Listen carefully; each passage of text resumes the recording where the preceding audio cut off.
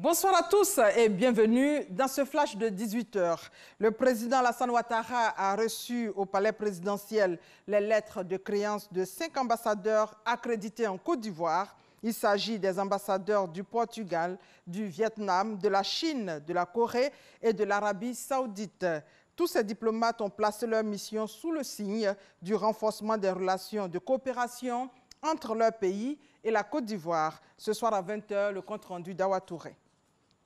Ensuite, ce jeudi, le chef de l'État a échangé avec le président du groupe de la compagnie fruitière, Robert Fabre. Les échanges ont porté sur le développement des capacités de production fruitière de la Côte d'Ivoire. Le reportage de Jérôme Kofi Aboulay.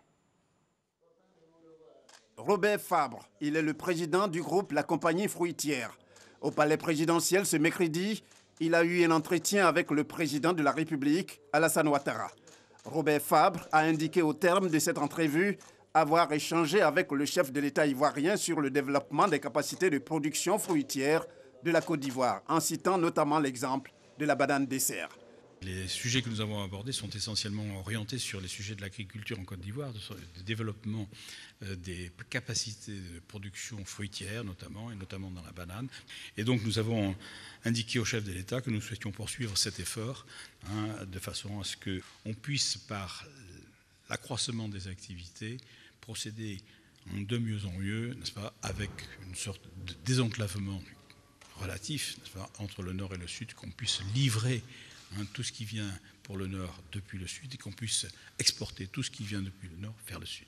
Robert Fabre, se félicitant par ailleurs de l'accroissement des exportations de la mangue, a exprimé la volonté de son groupe d'œuvrer au développement de ce secteur. Il s'agit pour l'hôte du chef de l'État de contribuer à l'amélioration des conditions de vie des producteurs. C'est une bonne nouvelle. Le gouvernement ivoirien a décidé de réhabiliter, d'entretenir 21 000 pompes à motricité humaine d'ici à 2021. Coût de cette opération qui vise à soulager les populations, 15 milliards de francs CFA. L'information a été donnée à la presse cet après-midi par le ministre de l'Hydraulique, Laurent Tchagba, à 20 h. Le compte-rendu complet de Francis Boifo. Et hors de nos frontières, les populations de Bamako manifestent contre l'installation provisoire du siège du G5 Sahel, devenu la cible des djihadistes. Les populations redoutent les risques d'attaques terroristes. Il faut signaler qu'en juin 2018, le quartier général des forces de 5 pays du Sahel, à Mopti, au centre du Mali, avait été attaqué. 3 discours en 3 jours pour Ahmed Gaïd Salah. En Algérie, le chef d'état-major de l'armée assure n'avoir aucune ambition politique tout en insistant sur la tenue de la présidentielle comme prévu le 4 juillet prochain.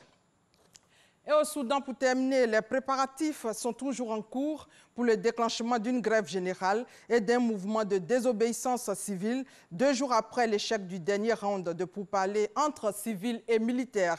Un bras de fer s'est donc engagé entre militaires et contestataires. Et voilà, c'est la fin de ce flash. On se retrouve à 20 h. Merci de votre fidélité.